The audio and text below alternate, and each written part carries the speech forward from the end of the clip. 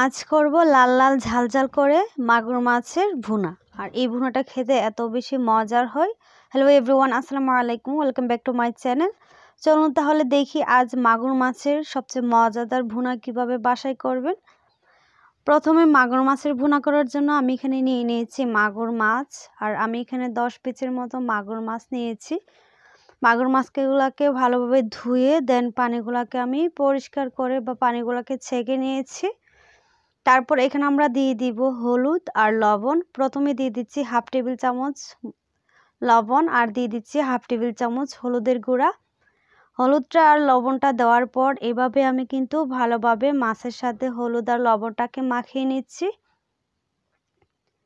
এভাবে মাখানো হয়ে গেলে তারপর চুলায় একটা কড়াই বসিয়ে দিয়েছি। আর এখানে আমরা দিয়ে দিব তেল। আমি এখানে 1/4 কাপ সয়াবিন তেল দিয়ে দিয়েছি। আর দিয়ে দিচ্ছি হাফ টেবিল চামচ লবণ। আর এই লবণটা দেওয়াতে মাছগুলো কিন্তু ফুটে উঠবে না বা ফুটে গায়ে পড়বে না বা লেগেও থাকবে না কড়াইয়ের মধ্যে, খুব অল্পতেই কিন্তু উঠে যাবে। অনেক সময় দেখা গেছে মাছ ভাজতে গিয়ে আমাদের মাছ লেগে যায়। যদি আপনারা এইভাবে রান্না করেন তাহলে বা এভাবে ভাজেন মাছগুলো লেগে যাবে না। এক পাশ কিন্তু ভাজা হয়ে গিয়েছে, এখন আমি উল্টিয়ে দিচ্ছি। এই যে দেখেন, একটা মাছ কিন্তু কড়াইয়ের মধ্যে লেগে নেই। এইভাবে সবসময় মাছ ভাজবেন, দেখবেন একটা মাছও কড়াইয়ের সাথে লেগে থাকবে না, উঠে যাবে। উল্টিয়ে নেওয়া হয়ে গিয়েছে। এখন আমরা আরেকটা পিঠ মাছগুলো ভেজে নেব। এই যে দেখেন, অপর পিঠে কিন্তু মাছ ভাজা হয়ে গিয়েছে। এখন আমি মাছগুলোকে উঠিয়ে রেখে দিচ্ছি। একে একে সবগুলো মাছ আমি উঠিয়ে নিচ্ছি। ওঠানো হয়ে গিয়েছে, এখন আমি কিন্তু সাইডে রেখে দিব। আর মাছগুলোকে একটু লাল লাল করে ভেজে নেবেন। আবারও এখানে 1/4 কাপ সয়াবিন তেল দিয়ে দিচ্ছি। তারপর এখানে আমি দিয়ে দিচ্ছি হাফ কাপ পেঁয়াজ কুচি। আর এই ভুনাতে একটু পেঁয়াজ বেশি লাগে বা একটু পেঁয়াজ বেশি দিতে হয়। পেঁয়াজগুলোকে কিন্তু আমি এখন একটু নরম করে ভেজে নেব।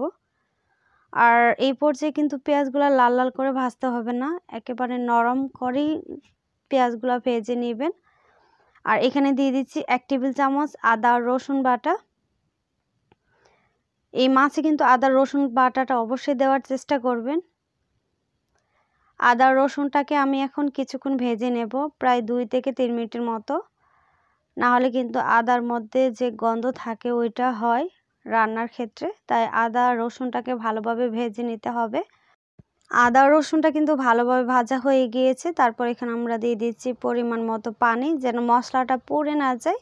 পানিটা দেওয়ার পর আবারও নেড়েচেড়ে ভালোভাবে মিশিয়ে নিয়েছি। তারপর এখানে দিয়ে দিচ্ছি স্বাদ মতো লবণ, 1.5 টেবিল চামচ দিয়ে দিচ্ছি মরিচের গুঁড়া, 1 টেবিল চামচ দিয়ে দিচ্ছি ধনিয়ার গুঁড়া, 1 টেবিল চামচ দিয়ে দিচ্ছি হলুদের গুঁড়া, আর 1 টেবিল চামচ দিয়ে দিচ্ছি জিরার গুঁড়া। এই সব মশলা দেওয়ার পর তারপর এখন আমি নেড়েচেড়ে ভালোভাবে মশলাগুলোকে ভালোভাবে মিশিয়ে নেব। এইভাবে যখন মশলাগুলো ভালোভাবে মিশানো হয়ে যাবে তখন কিন্তু আমরা মশলাগুলোকে ভালোভাবে কষিয়ে নিতে হবে। আর এই মশলাগুলোকে একটু টাইম করে বা একটু টাইম নিয়ে কিন্তু মশলাগুলোকে ভালোভাবে কষিয়ে নেবেন। এই যে ঢাকনাটা উঠিয়ে নিচ্ছি, দেখেন তেলটা কিন্তু উপরে ভেসে উঠেছে, তার মানে বুঝবেন যে আপনার মশলা বা আমার মশলাগুলো খুবই ভালোভাবে কষানো হয়ে গিয়েছে। এখন নেড়েচেড়ে ভালোভাবে মিশিয়ে নিচ্ছি। তারপর এখানে আমরা দিয়ে দিব ভেজে রাখা মাছগুলোকে। মাছগুলোকে দেওয়ার পর আবারও মশলার সাথে ভালোভাবে মিশিয়ে নিচ্ছি। মশলার সাথে ভালোভাবে মেশানো হয়ে গেলে এভাবে কিন্তু আরও 2 মিনিটের মতো রান্না করব বা মাছগুলোকে মশলার সাথে ভালোভাবে কষিয়ে নেব। 2 মিনিট পর আবারও আমি নেড়েচেড়ে দিচ্ছি। আর মাছগুলোকে কিন্তু এইভাবে একটু ভালোভাবে কষিয়ে নেবেন, তাহলে দেখবেন খেতে আরও বেশি মজার হয়।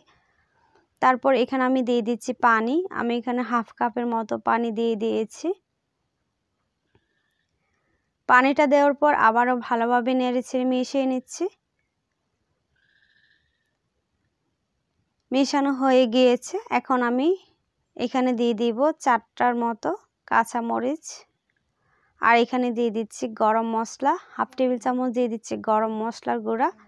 এটাও দিবেন, এটা দিলে দেখবেন রান্নার স্বাদ বা এই মাছ ভুনার স্বাদ কয়েক গুণ বেড়ে যায়। এগুলাকে ভালোভাবে নেড়েচেড়ে নিয়েছি। এখন আমি ঢাকনা দিয়ে ঢেকে দিব, আর ঢাকনা দিয়ে ঢেকে এটাকে রান্না করব আরও 5 থেকে 7 মিনিটের মতো।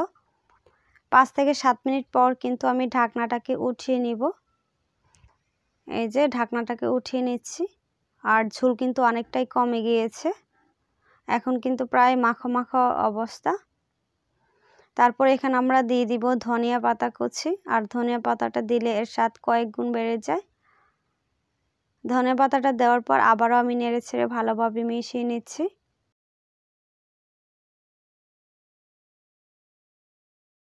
মিশিয়ে নিয়ে হয়ে গিয়েছে, এখন আবারও ঢাকনা দিয়ে রেখে এটাকে 2 মিনিটের মতো রান্না করব। 2 মিনিট পরে কিন্তু আমি চুলাটা অফ করে দিব। এই যে 2 মিনিট পর আমি চুলাটা অফ করে দিয়েছি। এই যে দেখেন লাল লাল ঝাল ঝাল, দেখুন কতটা সুন্দর কালার হয়েছে, আর খেতে কিন্তু দারুণ ছিল। এখন আমি সার্ভ করে দেখাচ্ছি। এই যে দেখেন কালারটা আর গ্রেভিটা কত সুন্দর হয়েছে। এটা দিয়ে 1 প্লেট ভাত অনায়াসে কিন্তু খেয়ে নিতে পারবেন। অনেক বেশি মজার হয়েছিল এই মাছ ভুনাটা। আশা করছি আমার আজকের রেসিপিটাও আপনাদের কাছে খুবই ভালো লেগেছে। ভিডিও যদি ভালো লাগে তাহলে ফ্রেন্ডস অ্যান্ড ফ্যামিলির সাথেও কিন্তু শেয়ার করতে পারবেন। আর আপনি যদি আমার এই চ্যানেল নতুন হয়ে থাকেন তাহলে প্লিজ আমার চ্যানেলটাকে সাবস্ক্রাইব করে পাশে থাকা বেল আইকনটা অন করে রাখবেন নেক্সট ভিডিও পাওয়ার জন্য। সবাই ভালো থাকবেন, সুস্থ থাকবেন এবং আমার জন্য দোয়া করবেন। আল্লাহ হাফেজ।